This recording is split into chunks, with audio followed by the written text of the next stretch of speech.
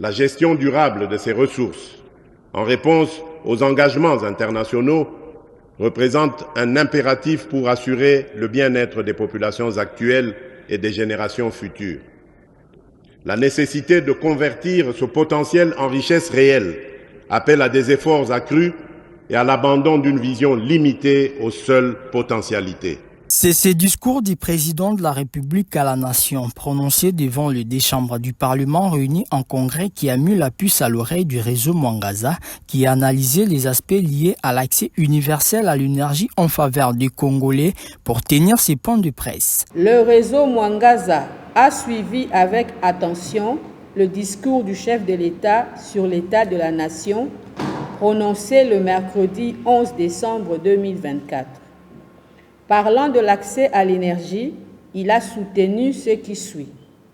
Notre croissance économique durable exige un accès fiable, abordable et pérenne à cette ressource. Elle demeure le moteur de la transformation de matières premières, le socle de l'innovation technologique et un facteur clé de la compétitivité de nos entreprises. Le réseau Mwangaza note que malgré cette volonté exprimée et l'engagement de l'État congolais dans l'initiative Compact Énergie, avec le soutien de la Banque mondiale et de la Banque africaine de développement, certaines préoccupations demeurent. Il s'agit notamment, premièrement, le taux d'accès à des populations à l'énergie électrique à travers le territoire national reste parmi les plus faibles en Afrique et dans le monde. Dans le contexte actuel de la transition énergétique, la RDC n'a pas toujours de politique nationale énergétique, de vision claire, de plan d'électrification capable d'orienter le développement du secteur des énergies en général et celui des énergies renouvelables en particulier. Fort de l'article 48 de la Constitution de la RDC qui stipule, je cite, le droit à un logement décent, le droit d'accès à l'eau potable et à l'énergie électrique sont garantis. Fin de citation, le réseau Mwangaza veut de l'effectivité de ces droits pour tout Congolais. Nous avons produit un document ou un communiqué de presse en rapport avec ce besoin de l'effectivité de l'accès pour tous à l'énergie.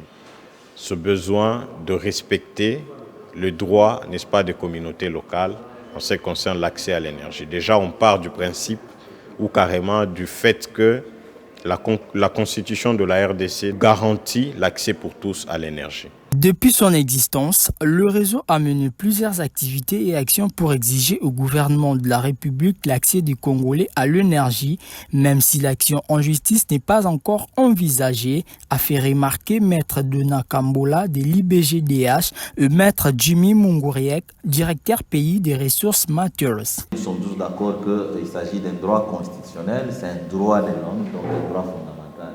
Cependant, cela dépend de l'option levée par les réseaux. Et jusqu'à présent, pour votre gouvernement, les réseaux n'ont pas encore levé l'option d'une action en justice comme moyen d'action.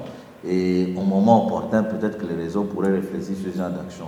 Aujourd'hui, le réseau est en train de mener des recherches, de documenter les plaintes des populations, faire les plaidoyers vis-à-vis des autorités et essayer effectivement de faire le monitoring de tout ce qui est comme initiative gouvernementale pour arriver à l'effectuer de ces droits.